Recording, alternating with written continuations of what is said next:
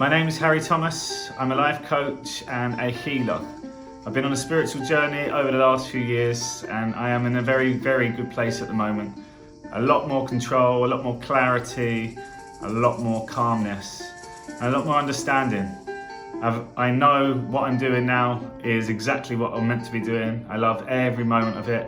I believe I found my purpose and now I'm speaking my truth. I'm sharing my experiences personally and with my clients, and the stories that keep coming out of this really help me change, and also the people that I speak to.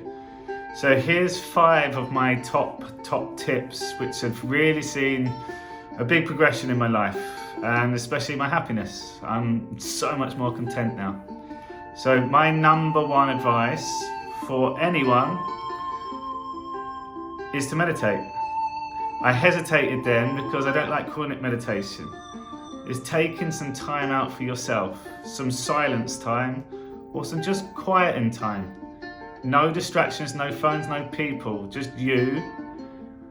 I say your thoughts, but I think it's more than that. It's you and your feelings. And there's so many misconceptions of meditation. But if we understood what it does for you and your life, and we knew that it'd improve your sleep, it'd improve your anxiety, it'd improve your happiness, it'd improve your relationships, it'd bring you more abundance in money. It does so many amazing things. If we knew that it did all this and all it took was 10 minutes a day, it's a great investment. It's the easiest investment out there, and yet we don't have time to meditate.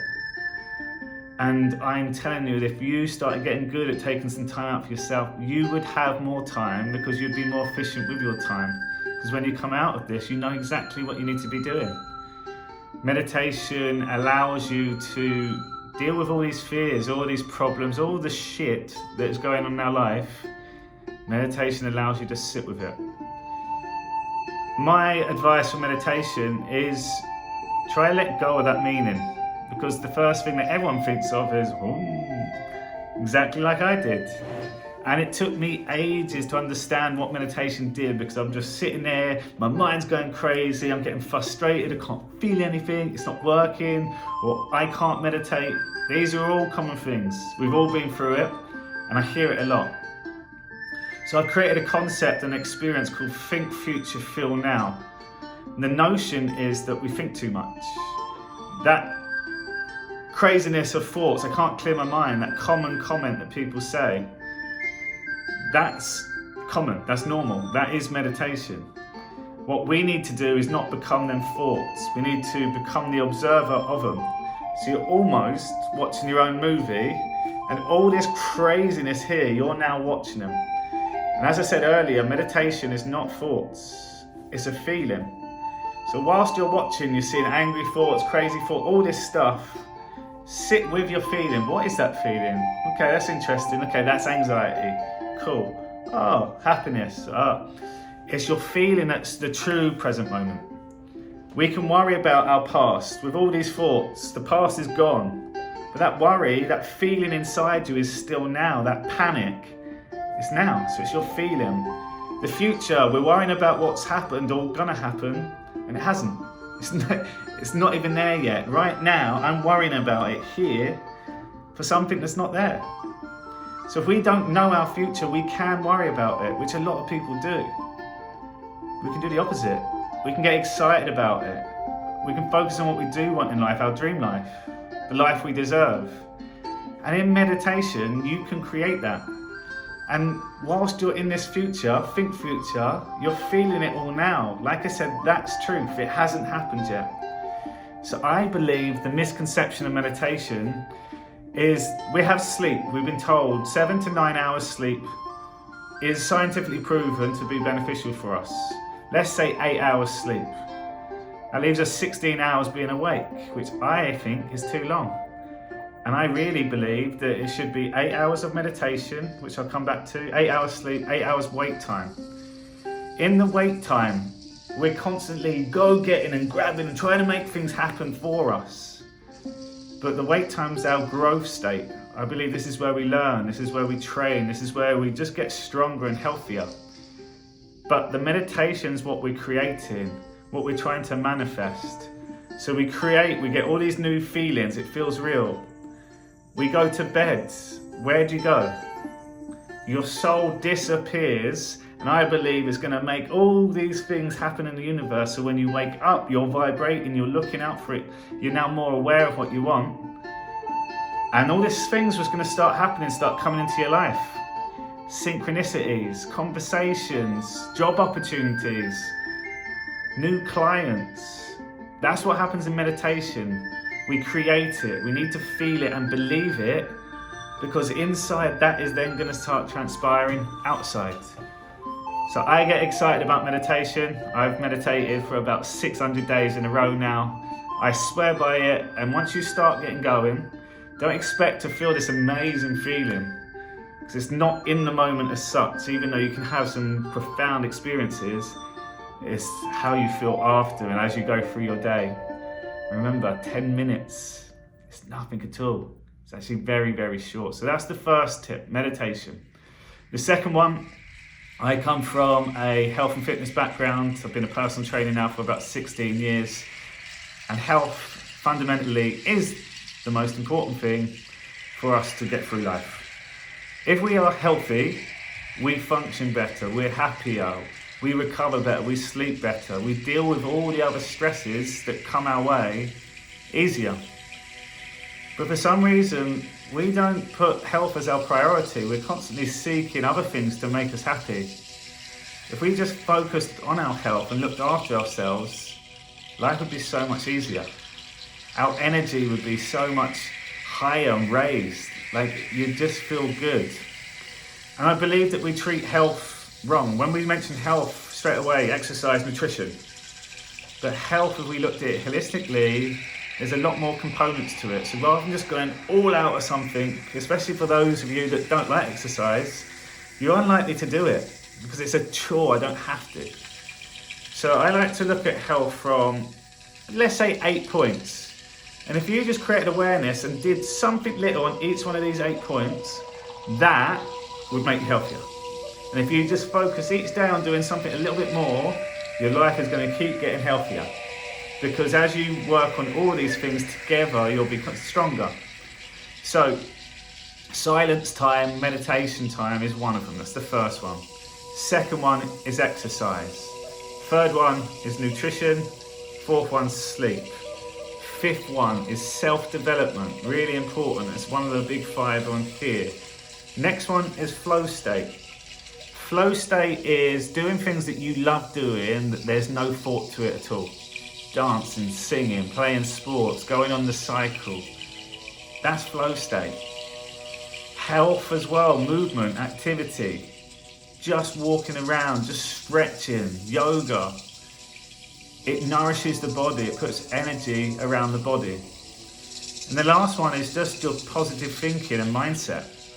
To really focus on these negative thoughts that come our way and to see if we can be more aware of what thoughts we are putting out to the world, what words we are communicating with other people, and start seeing, can I use an opposite?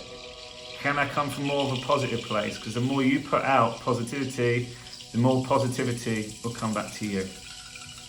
So health is a must. And if I said to you, you've got this dream holiday in 6 months, and you get to decide what condition you are in. You can pick any condition to go and enjoy this amazing trip in 6 months' time. If you had the choice, I'm pretty sure that you'd make yourself the healthiest and happiest you could ever be to go and enjoy this new experience. That experience in 6 months could be every single day of our life. Our life is an amazing experience, but yet we don't treat life like that. If we just zoomed out and enjoyed every moment, be more present with it, and be healthier whilst enjoying the moment, you'll remember a lot more too. Your story will become a lot more interesting. So make sure health is a priority and just start easily. Write them 8 points down on a piece of paper and just ask yourself, what one thing can I do on each one of these this week? Tick, tick, tick, tick, tick. Success. That's how we want to move forward. Success all the time. When something misses up, we still have 7 other areas that we can do something on.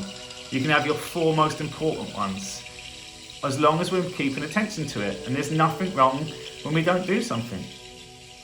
Third one, this has been huge for me over the last 3 years, huge. And I really don't understand why I was never introduced to this before, or even was willing to do it before. Reading, educating.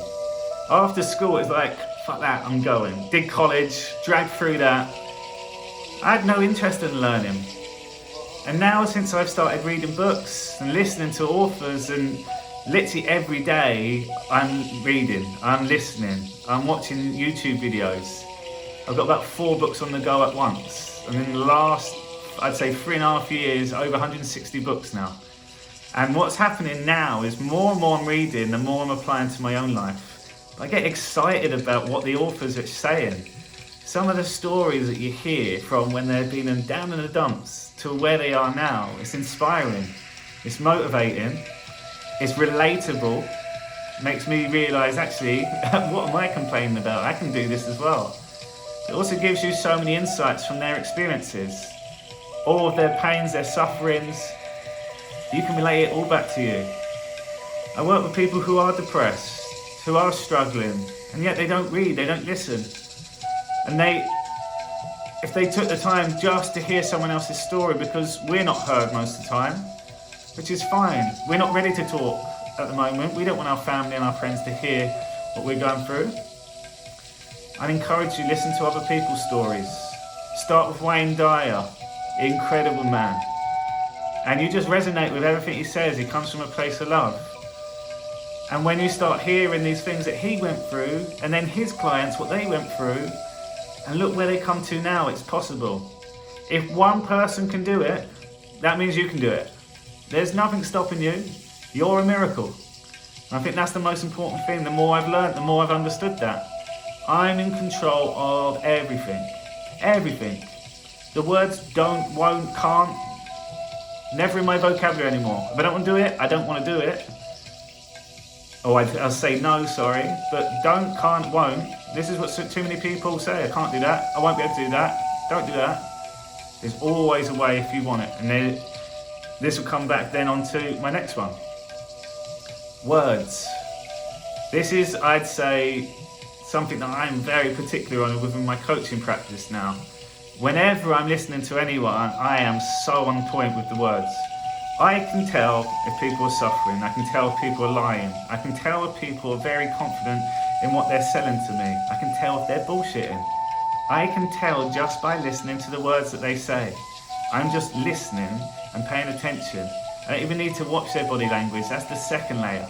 But words, if you become more aware of the words that you use, you'll realise how often we say things and we're not committed to them.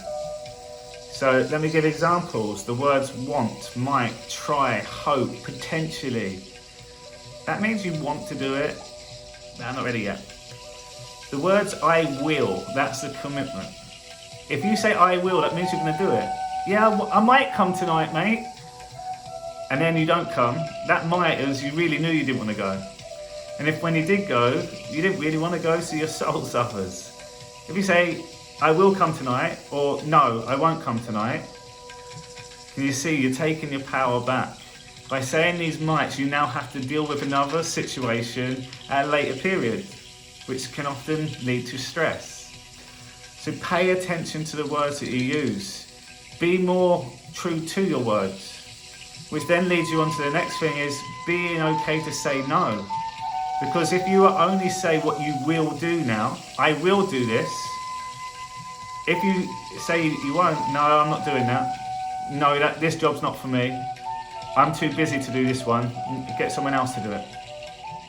You're being a lot more honest. And this is the hardest thing, is you're not being a bad person by saying no. Because if you're being true to yourself, if they react differently, that's their problem. That's not your fault.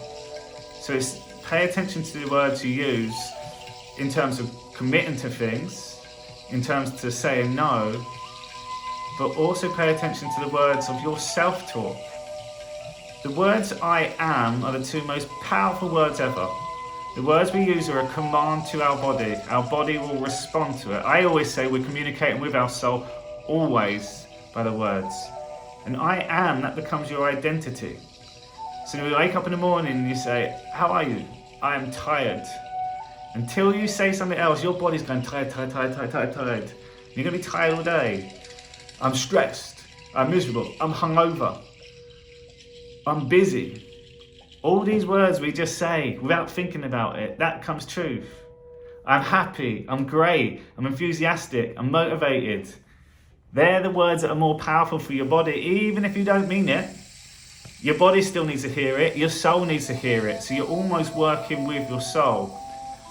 But again, listen to this self-talk that we actually put on ourselves. The limiting beliefs that we say. And when we say them out loud, it's even more true. So pay attention for when you wake up in the morning, start the day with, I am. And tell yourself how you are. And you'll see that will resonate with you all throughout the day as well.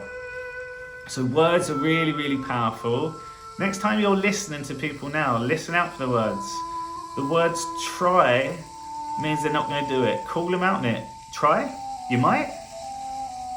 Oh yeah, I will. Get that commitment and be okay with going in with it. It's so powerful as well. So the words was number 4, which led on to the most important one, I believe, which can snap anyone out of it, is number 5, being your best self. Having this question all the time, how do I show up as my best self right now? Throughout my day, that reminder's like, okay, snap out of it again. Let me just show up the best I can at this point. So it means I'm really stressed or something's really frustrated me. Less likely now, but it still happens. How am I going to show up my best self right now? Let's say I've had some really bad news. I don't want to be where I am at the moment. How do I show up as my best self right now? You're a sub for your football team. How do I show up as my best self as a sub? I'm cheering on the team. I'm listening to instructions. I'm doing my warm-up when I need to, and I'm ready to come on and perform when I do get on that pitch. No sulking, no whinging. I'm ready. That's your best self. And then in life, we have all these different roles and characters we play. We're a parent, we're a son, we're a cousin, we're a colleague, we're a boss. We all have different roles, which means we have to adapt to each role. How do you show up as your best self in that role right now? As a parent with your kids, they're all playing with you. How do I show up my best self? Okay, no phone, full attention, be in the moment with them, make the most of it. Show up as my best self. That question can change your life, or it will change your life, because as soon as you ask yourself that, you have to answer it. Something in there has to answer it, and it gives you that little jolt. And even if you're not feeling good, how do I show up my best self not feeling good?